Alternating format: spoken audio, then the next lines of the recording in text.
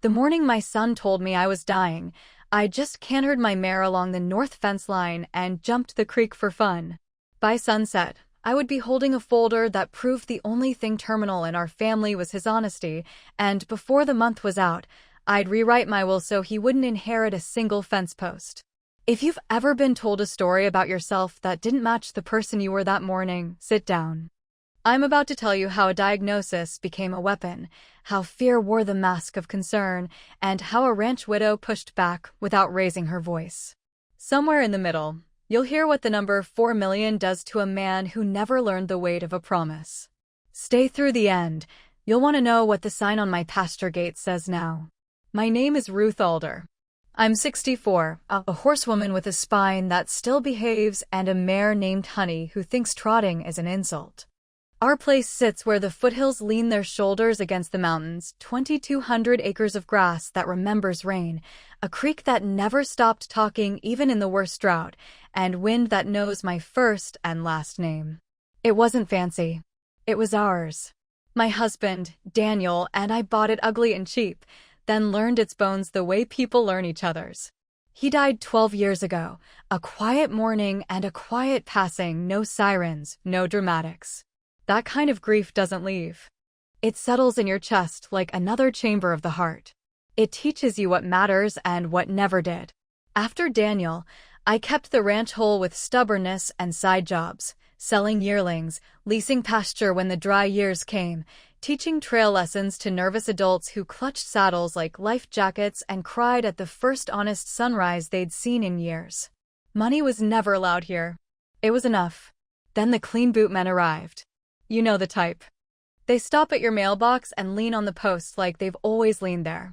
They say they're looking for opportunity and they mean yours. They bring phrases like unlock the land's potential and activate underutilized value, and their boots smell like elevators.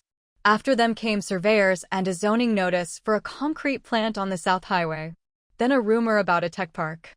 When the paper ran a story with a drone photo, a red outline around my parcel, one number began to float across town like a superstition you only whisper, 4 million. Ruth, people said in the feed store, in church, at the diner, did you hear? Your acreage could fetch 4 million. My son heard it, too. Colin was born smart and convinced. He could argue a rooster into sleeping late. He left for college, discovered cities where coffee costs rent, and married Bryn, who wears white to barbecues and keeps a lint roller in her purse. They visit on holidays and call more than some do, less than others. When they say quaint about my kitchen, I take it as a compliment. The world is big. I don't hold it against them that they like different corners. He called on a Tuesday, I remember, because the sky was foolishly blue. Mom, I'm coming up, he said, breathless. Don't ride alone. Promise me. Try to stop me, I said, and Honey flicked an ear like she seconded that motion. I was currycombing her when Colin's truck rolled in fast enough to rattle the porch chairs. He didn't hug me. He looked at me the way men look at weather. We need to talk, he said, and handed me a manila envelope. On top lay a printout with my name and birth date, a doctor I didn't know, a panel of blood work I hadn't asked for, and the word positive in too many places. Behind it were recommendations, a bulleted list of frightening vagueness, and then a glossy brochure for a specialized memory and autoimmune care residence, with a watercolor pond on the cover and a bridge that may have existed only in the imagination of a graphic designer. Autoimmune, I said, feeling the syllables like a stone on my tongue. It's complicated, Colin said, voice tuned to that careful frequency he used as a teenager when angling for a later curfew. Your numbers are high. Your primary referred you. We need to talk next steps. Who ordered the tests? I asked. Dr. Lathrop hasn't drawn my blood since Christmas. New collaborative practice, he said. I sat in. It was hard. He put a hand on my shoulder like a pastor about to deliver lamentation. I took the papers to the old schoolhouse at the far end of the ranch, the one we use for storage. The chalkboard is still nailed to the wall. I spread the pages across the cracked slate and stared until the scribbles either turned into sense or admitted they had none. Mistake number 1. On page 3 my name was Routh and everywhere else it was Ruth. Mistake number 2. The PDF print date was 2 weeks before the day I supposedly had the blood draw. My last real lab work was back in February. I could still point to the bruise. Mistake number 3. The brochure's footer contained an offer no one was supposed to notice, small type about a referral bonus. I called my neighbor Joy. She's a retired nurse with hands steady enough to stitch me with fishing line during a storm when the vet was the only one who could cross the flooded low-water bridge. Joy swears like a ranch hand and bakes like a grandmother. "Bring it," she said. "I'll make coffee." Joy slid on her readers and hummed like a tractor. "I dislike everything about this formatting," she muttered, tapping the paper. "Also, autoimmune isn't a diagnosis. It's a universe. If you had what this suggests, you'd be in my recliner complaining about my lemon bars being too lemony, not hopping creeks before breakfast." "You're saying I'm fine?" I asked, needing the word but not yet ready to reach for it. "I'm saying get real labs," Joy said. "In person. With chain of custody inked so tight it squeaks. Tomorrow." Tomorrow I had a lesson scheduled with 2 8th graders who'd saved allowance for trail time. I moved it to Saturday, drove myself 2 counties over, and booked an appointment in a rheumatology clinic where you can smell the disinfectant and the overwork. I peed in cups, had my veins poked until I looked like a purple banana, and watched like a hawk while the phlebotomist labeled each tube. "People don't usually babysit their blood," the phlebotomist said, smiling. "Just broke up with a liar," I said. She didn't ask if I meant romance. Back at the ranch, Colin had stacked moving boxes by my front door, new cardboard smelling like ink and assumptions. He'd written kitchen on one. "No rush," he said, an apology hidden under efficiency. "I'll help you sort." "Where's Bryn?" "Getting things ready," he said. The way he said ready made my jaw ache. When the new labs hit my patient portal, the words negative and within normal limits flooded the screen like sunlight through a dusty barn window. The summary read like an assignment I understood. Ride your horse, drink more water, take vitamin D. I printed those pages on the same paper as Colin's packet and took both stacks back to the chalkboard.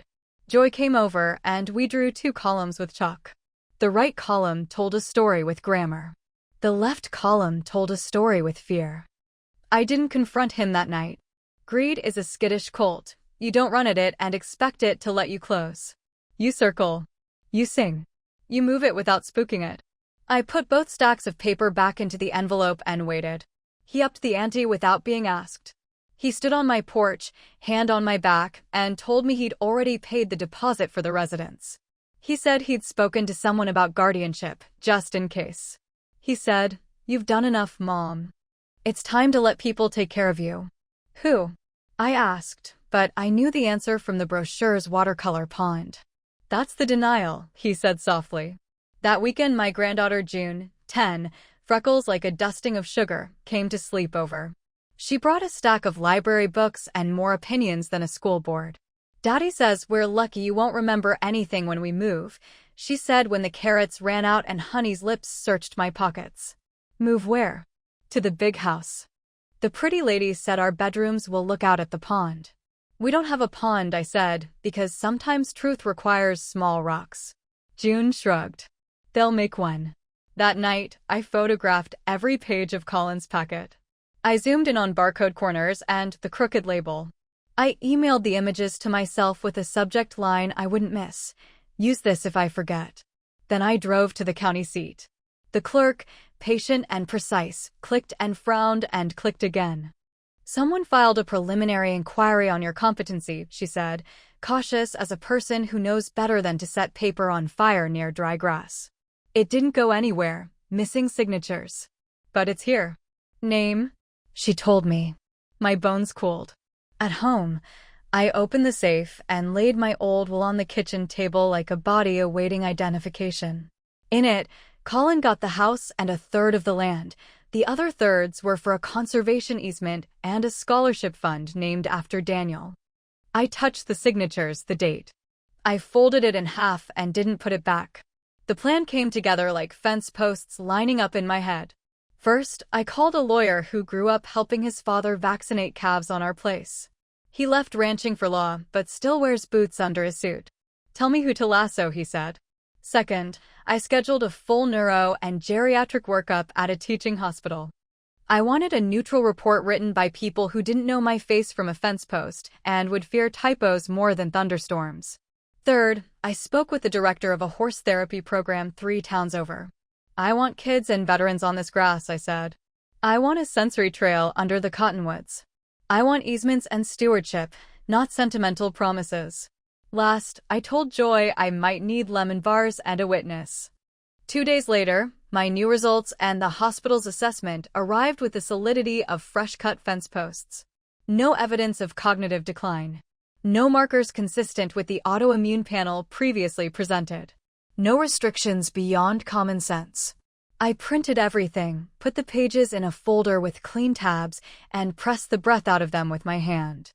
When Colin and Bryn came back with a clipboard and faces bright as salespeople on a good day, I was on the porch with lemonade and 2 stacks of paper. Colin started cheerfully. Progress. Progress, I agreed, and handed him the new lab results. He scanned. He squinted. He frowned. False negatives happen, Bryn said quickly. Autoimmune is a roller coaster. So is lying, I said. He tried to hold my gaze and couldn't. We're trying to help. By paying a deposit with my money? By opening a file in the courthouse with my name? Silence. The kind that makes clocks sound like hammers. Tomorrow we're taking a field trip, I said. Wear walking shoes. At the hospital, the neurologist, white coat a size too big, handwriting severe, explained their findings in a voice that could have soothed scared cattle. No deficits, she said. No disease activity consistent with what you were told. Please keep writing. It's excellent for balance. Bryn asked if molasses in coffee was a sign of decline. It's a sign of taste, the doctor said. At the lab, the director gave us a tour. She showed us chain of custody logs, label printers that make stickers you cannot peel without confessing, and storage refrigerators that lock every time you blink. She didn't accuse. She explained. People prey on fear, she said. Don't let fear sign your name for you. Our last stop was a conference room borrowed from an insurance office that smelled like paper and old coffee. My lawyer slid a folder across to me, and I read aloud as if words gain weight when spoken in front of the people who made them necessary. Revocation of prior will. Establishment of Alder Ranch Trust, charitable with retained life estate. No contest clause. Successor steward, the therapy program. Specific bequests.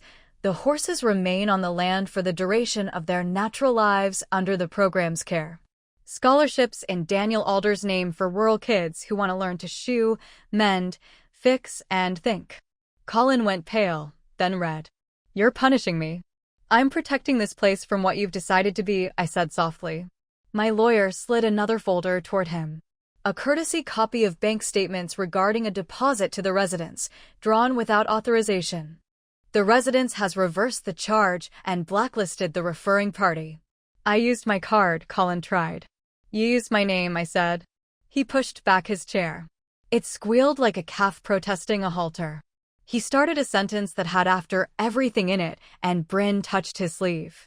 There are lines people cross in a moment that it takes years to walk back from. She knew. The room knew. Do you know why this land is worth $4 million? I asked. Because it holds water when the valley doesn't. Because the soil still breathes. Because the wind has learned our names. You can't price that without missing the point. He rubbed his face, looked older than me for a heartbeat, and remembered being 9, leading Honey's mother while I wrapped a bandage and named the muscles for him like lullabies. Tell me how to fix it, he said, meaning how to get back to where the money still waited.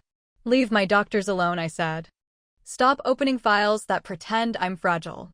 When I die, and I will, but not on your schedule, you come with a broom and a casserole, not a measuring tape. The weeks after tasted like dust and relief. News traveled, as it does when sky and horizon have a long relationship. I couldn't buy seats without someone leaning over the counter to say, Ruth, did you hear? I heard plenty. I repeated little. I rode Honey, fixed the sag in the south gate, and helped June build a diorama of the water cycle with a tiny me on a tiny horse. I doubt that was on her teacher's rubric. No one marked her down for it. Colin texted apologies long enough to be novellas, some true, some aspirational. He said a developer had promised ease. He said he wanted me safe. He didn't say the word greed. I didn't block him. I didn't invite him over either.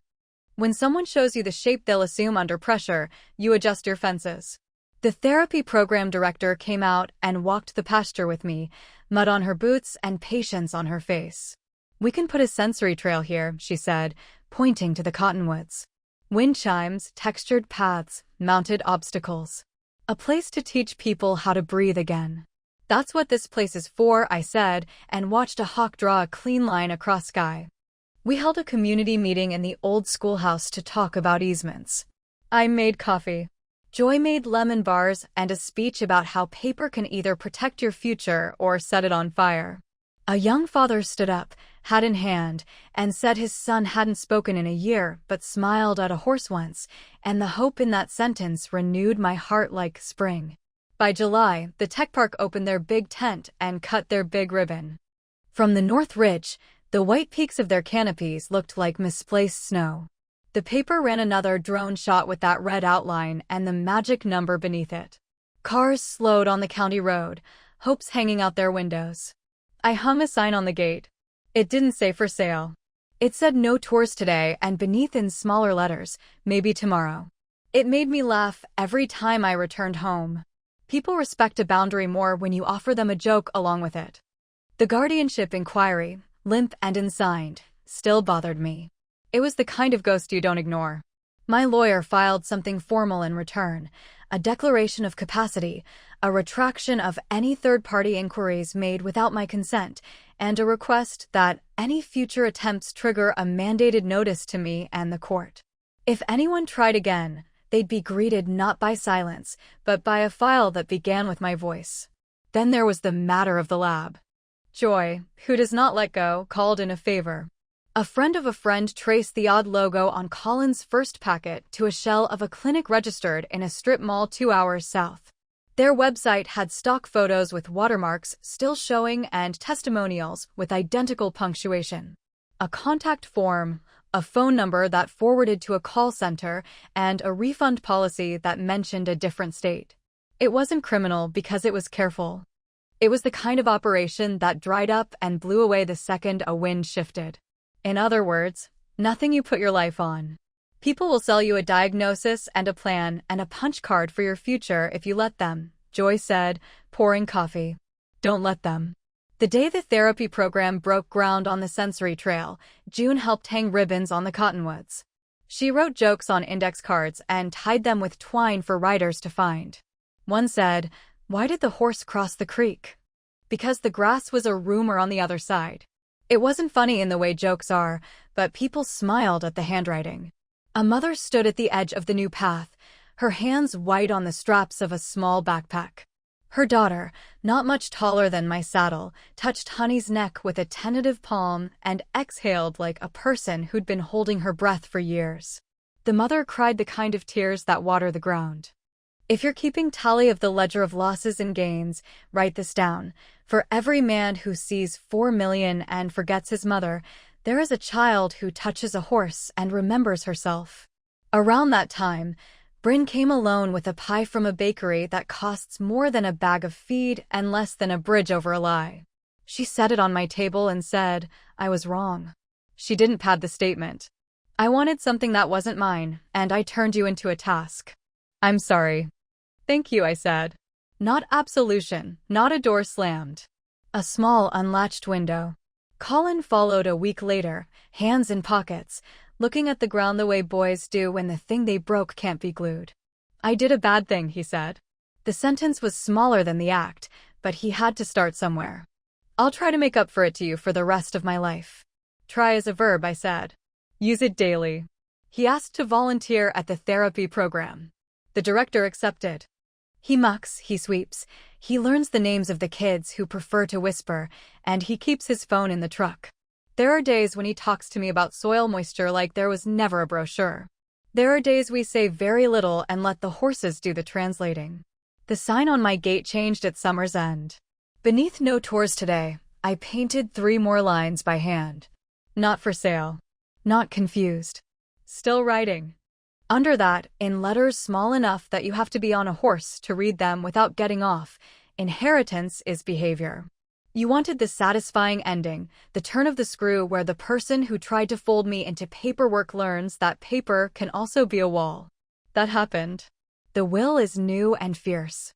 The trust is funded. The easement is recorded. If a day ever comes when my mind misplaces names, this place will not forget itself. But endings aren't the only satisfying part. Sometimes it's the middle where the real work lives. So here's some of that, because you asked for the whole story, the long version, the one with the clickbait hook and the slow, solid heart. When I was 23 and Daniel and I were building fences with borrowed post-hole diggers, we met an old man named Abel who'd run sheep on the ridge until his knees gave out. He told us two things I wrote on the back of a feed sack and kept under the sink. The first, if someone wants your land more than you do, they'll say all the right words until the papers sign themselves. The second, teach your children the difference between need and want, and watch which one they water. Colin was a child who loved rules because he liked to test their edges. He loved bargains and trades and the game where you talk someone into giving you an extra cookie. We didn't starve the wolf of ambition in him. We tried to teach it manners. Somewhere between college and glossy cities and a number with 6 zeros, he forgot his lessons. Or maybe the lessons fell out of his pockets while he was running toward a finish line with a different name. The first sign, if I'm being honest, came last fall when he bought me a pill organizer the size of a tackle box and called twice a day to ask if I'd taken my supplements. I thought it was sweet in a busy person way. Then he started labeling drawers in my kitchen with a label maker that made a satisfying click. Spices. Towels. Mugs. The labels made him feel helpful. One morning, he moved the coffee to a different shelf and I stood there blinking at empty wood where my day usually began. He said, kindly see? We're all forgetful. I said, less kindly, we are not. Then there was the breaker switch. He flipped it off on the barn's west wall and pretended it had failed, then said, you should stop doing electrical tasks, Mom. It's not safe. He smiled, the same performative concern welded to charm that makes a person irresistible on a sales floor. I flipped it back on and didn't mention the time I rewired a well pump in a thunderstorm. There was the stove he left on low and the text he sent to ask if I'd smelled gas. The date he forgot, then blamed my calendar.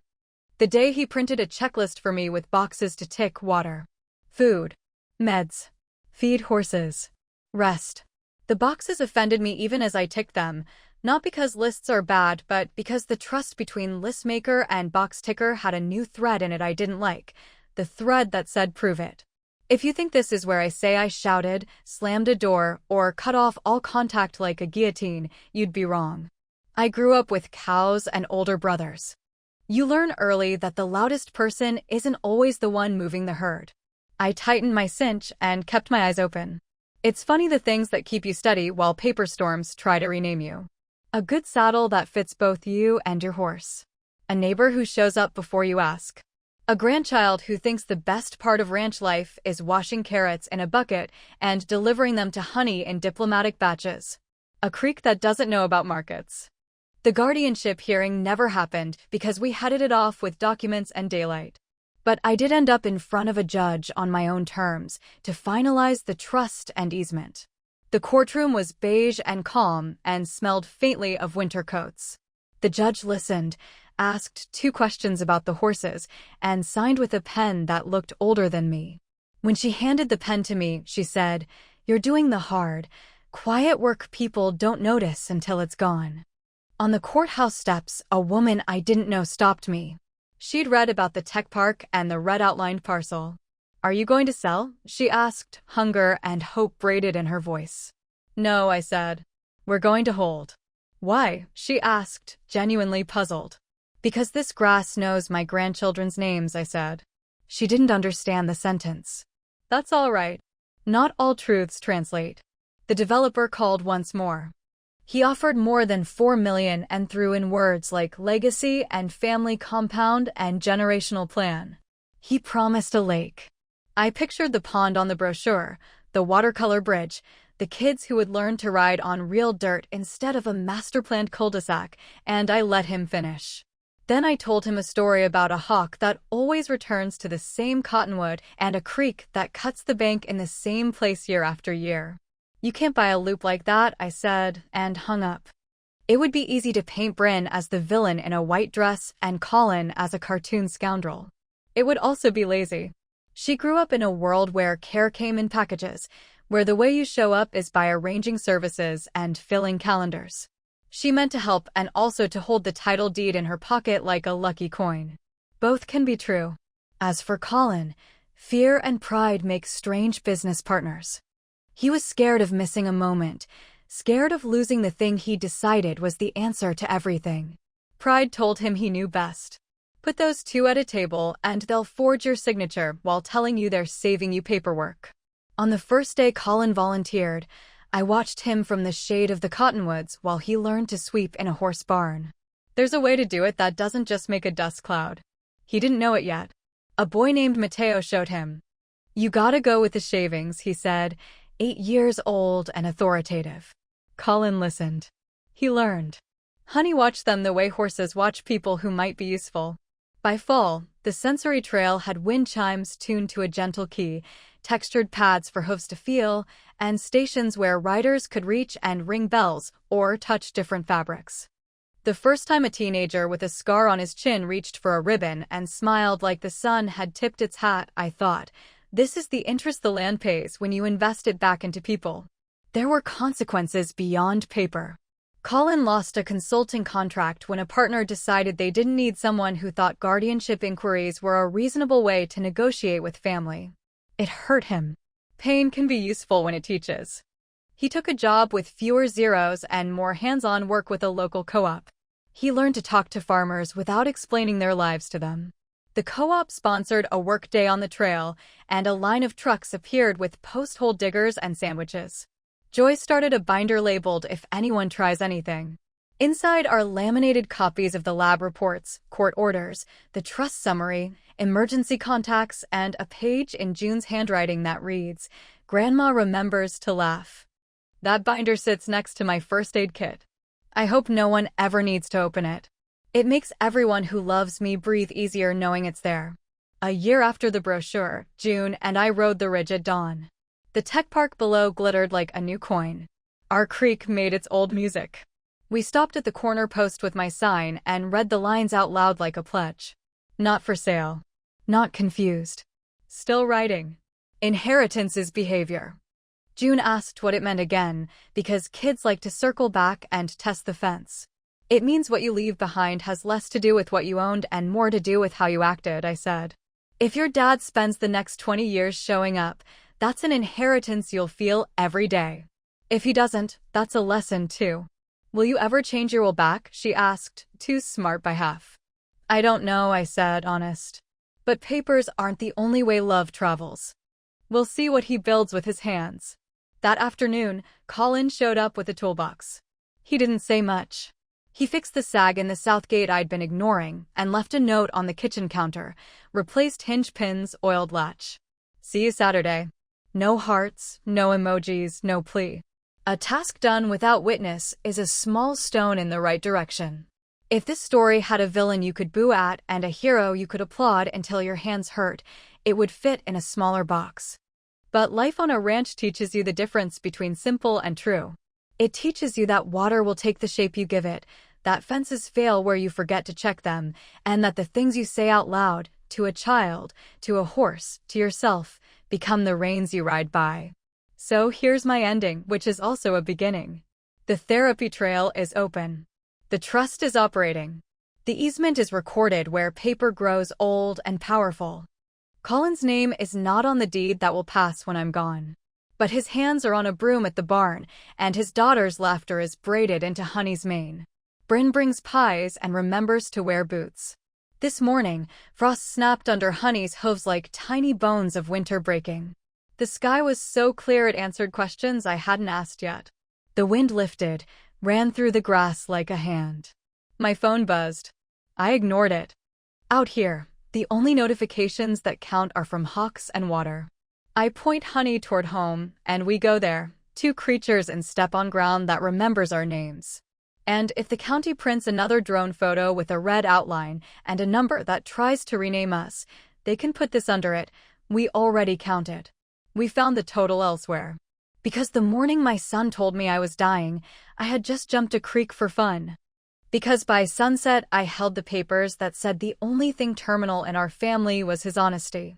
Because a month later, I wrote new papers that said the ranch belongs to the living, breathing work of people who show up. And because the sign on my gate is not a threat, not a brag, not a poem, but a fact. Not for sale. Not confused. Still writing.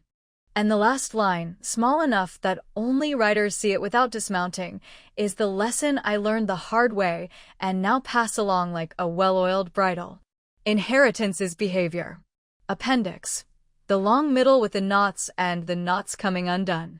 There is a part of the story I didn't tell yet because it's less a scene and more a texture, the way a day tastes when you're being managed toward a conclusion that isn't yours. People don't often talk about that feeling.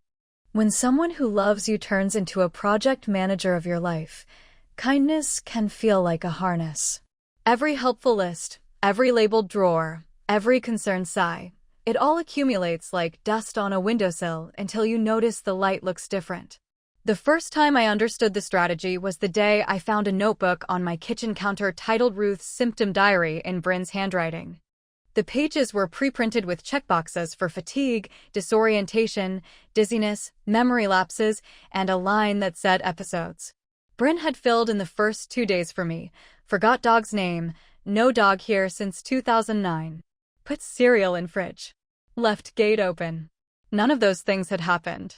But there they were, written neatly, a future argument in a spiral binding. I didn't confront her. I took a pen and wrote my own entries. Rode 4 miles. Fixed west trough float valve. Taught June to fold a tarp in the wind. Gave honey bath. Slept well.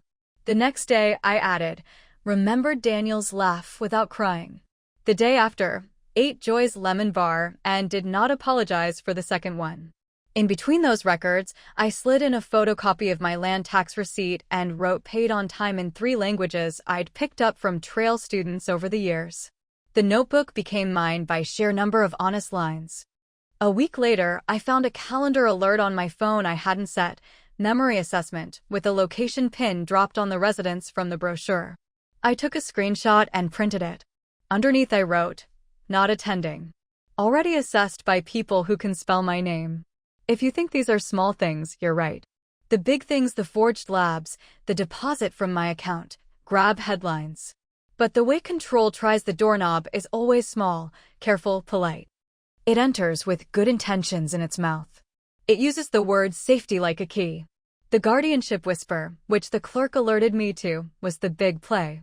Had it gone through, I'd have been walking toward a future I didn't choose, with someone else's hand on my elbow, telling me the pond would be lovely. My lawyer's filings closed that door. The day he submitted them, he stopped by the ranch with a copy. He stood on my porch in his suit and boots and said, "You don't owe anyone a performance of frailty." That night, I wrote at dusk. Dusk on a ranch is when your eyes learn the truth about shadows. Most of them are harmless. A few are fences you forgot to mend. As the light softened, I heard a truck on the road and didn't turn to look. Not every noise requires your attention. That's another thing grief taught me and ranch life reinforced. Choose your responses like you choose your mounts. People asked me later why I didn't press charges. About the deposit, about the forged-looking papers. I won't tell anyone else what to do. For me, the law did what I needed when the court filings and the trust established the boundaries. What I wanted after that wasn't punishment. It was a return to reality. Restitution came in the form of reverse deposits and a blacklisted referral. Accountability came with a cost to Colin's career. I didn't need him in a courtroom. I needed him on a shovel. He keeps showing up. He's late sometimes. He makes too many suggestions. He still loves a plan more than a day, and perhaps he always will. But last week I watched him stand with Mateo by the barn door and listen while the boy explained why the wind chimes should be lower for riders in wheelchairs. Colin didn't interrupt. He didn't tell him about best practices or deliverables. He found a step stool and a screwdriver. People say money changes you. Maybe it just magnifies what's there and points it somewhere. Vermilion is a lot of fuel. It can run a long way towards selfishness or service. I decided where to point mine. That's all this ever was, steering. On a Tuesday 3 months after the courthouse, I hosted a class from the city. They came in a bus that sighed like an old horse. The teacher wore shoes that regretted their life choices. Kids poured out like birds and stood in a line chewing on curiosity and cough drops. One boy asked, "Is this your farm?" "Ranch," I said gently. "And yes." "How long will it be here?" "Longer than me," I said and pointed to the cottonwoods. They wrote it down. We walked the sensory trail. The wind chimes sang. Honey pretended she was bored. The boy with a scar on his chin, another one, not the same as before, reached for a ribbon. He hesitated and then took it. He laughed. It sounded like a gate swinging open. That night, I sat at my kitchen table and wrote what you just read. I didn't do it to settle scores. I did it because stories like mine go quiet too often. Someone whispers guardianship, someone else whispers diagnosis, and a person with a whole life and strong legs and a horse who loves them gets tucked into a plan that doesn't fit. If this helps you widen your stance, print it and stick it to your fridge with a carrot magnet. If you need a sentence to say out loud when a person waves papers at you, try this one: "I will not let your fear sign my name." And if you need a sign for your gate, I have a suggestion. Not for sale. Not confused. Still writing. Inheritance is behavior. Your watch to the end. Be click here. You will hear another story from my grandma.